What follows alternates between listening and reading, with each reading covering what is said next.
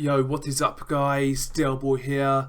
A quick preview and prediction for Hughie Fury versus Alexander Povetkin. This fight goes down on the 31st of August and it goes down on the undercard of Vasily Lomachenko versus Luke Campbell. In the UK, this card will be on Sky Sports pay-per-view, and in the US, I'm pretty certain this card is on ESPN. But anyway, let's get into the fight. A lot of people are actually interested in this fight, which I am surprised about given the nature of quite a few Hughie Fury fights.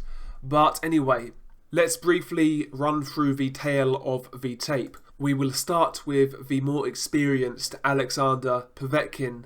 Alexander Povetkin has a record of 34 wins, 2 defeats, 0 draws.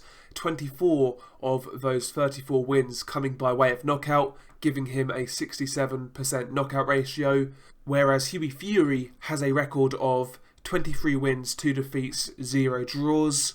13 of his 23 wins coming by way of knockout, giving him a knockout ratio of 52%. Alexander Povetkin is an orthodox fighter.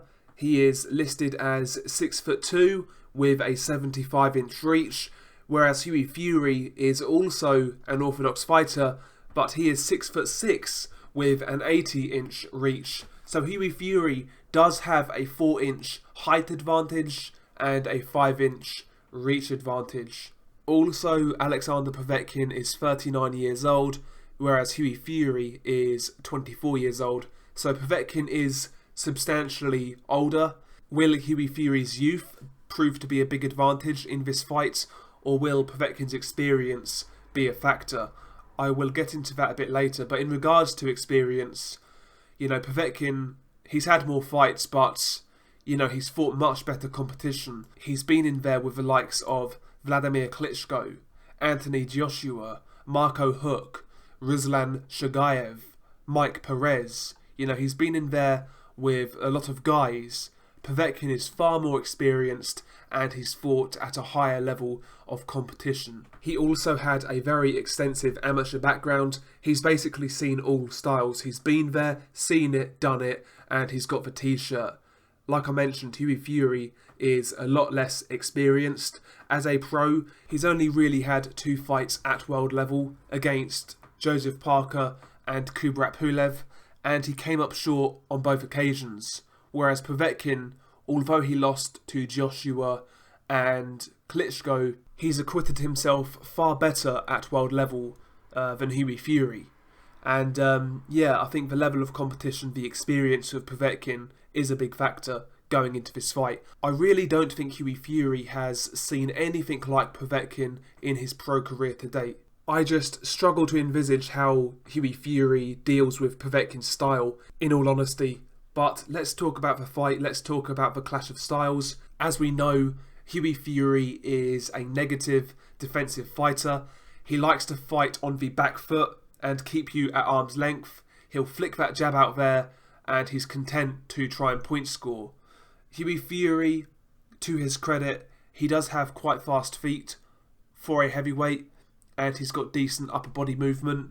Maybe that's something, he obviously needs to look at in this fight. Povetkin, like I said, 39-year-old man, a guy who is coming towards the end of his career. Potentially Hughie Fury's elusive style, his quick feet, could give Povetkin problems. Povetkin, he's never been the quickest on his feet, and as he's getting older, he's only going to get slower.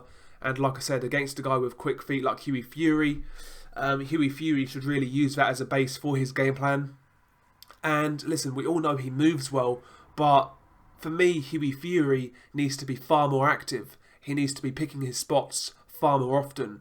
In a lot of fights, he's just too negative. You go back to that Joseph Parker fight where he was fighting on the back foot, he was being quite elusive and he was being successful at being elusive, but he wasn't making Joseph Parker pay.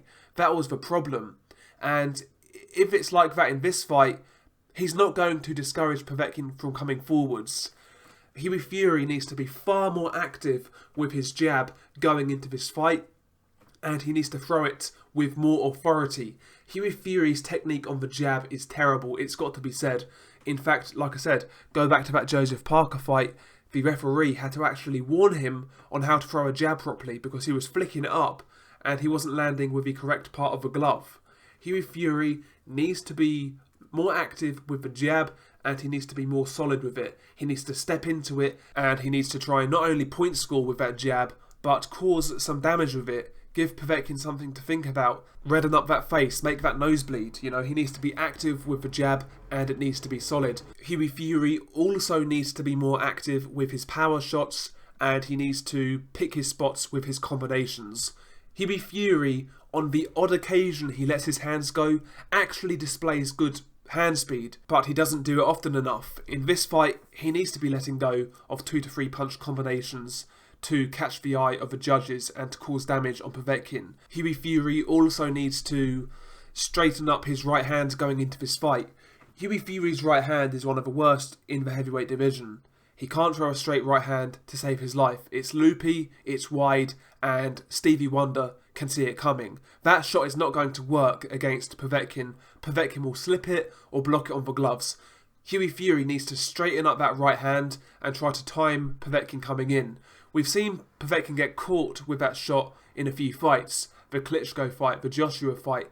He needs to shorten up that right hand, make it straighter and try to counter Povetkin coming in. And also mix in that right uppercut. Hughie Fury actually has a nice right uppercut. You know, we saw him use it in the Parker fight a couple of times, also in the Sam Sexton fight. Povetkin's a guy who obviously is a come-forward fighter. Now, he does move his head, especially early on, but as the fight wears on, as Povetkin gets tired, his head movement isn't quite as consistent. And in these moments, Hughie Fury needs to start mixing in that right uppercut. And, you know, he needs to try and counter Povetkin with that shot. Povetkin, like I said, he's a come-forwards fighter. He's much more than that, but ultimately in this fight, he's going to be the come-forwards fighter. And when Povetkin is applying pressure, when he's not moving his head, he does have a habit of kind of keeping his head on centre line, and he kind of leans forwards, and he's open for the uppercut. So Hughie Fury needs to look out for that shot. I think that shot could be there for him. But, you know, if you listen to what I'm saying, I'm telling you what Hughie Fury should do. Do I think he will do this? Have I got faith in him doing this? No. Based on his career, no. I can't count on Hughie Fury suddenly being more correct with his punch technique, and I can't count on Hughie Fury being more assertive in the ring. I believe we will see the same old Hughie Fury, milling on the retreat, excessive movement, poor punch technique, and I believe he will stink the joint out. Hughie Fury, in my opinion, you know, based on his career, based on his previous fights, he could make Povetkin look bad, particularly this version of Povetkin, but do I see him doing enough to win this fight?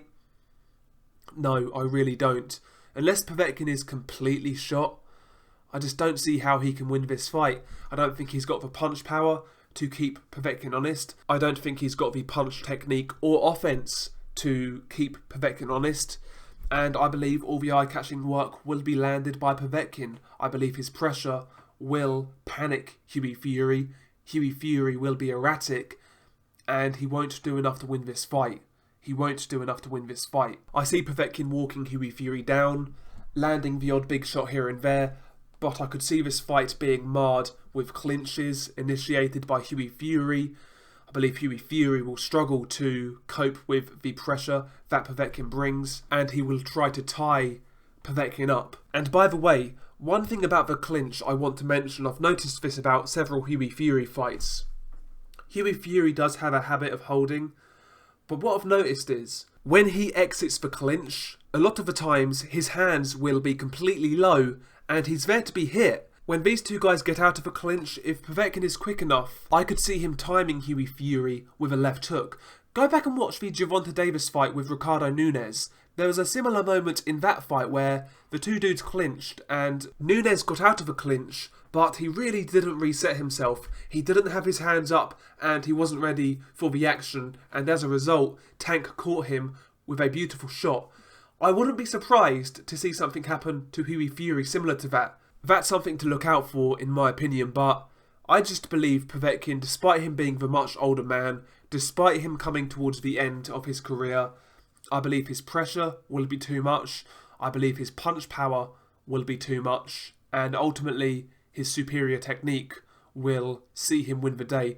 I believe he will be landing the more eye-catching shots, the harder shots, and that will see him win this fight. The only thing I'm not really sure of is whether Hughie Fury makes the distance. One thing I will say about Hughie Fury, well, I've already said it, he is quite elusive and he can spoil very effectively. Potentially, Hughie Fury could spoil to a 12-round decision and claim a moral victory. And also, not only does he have good spoiling tactics, one thing I will say, Hughie Fury does have quite a good chin. So I wouldn't be shocked to see this go the distance, to be honest with you. That's the only thing I'm not really sure on, but I'm certainly picking Povetkin to win this fight. Share your thoughts below. Peace.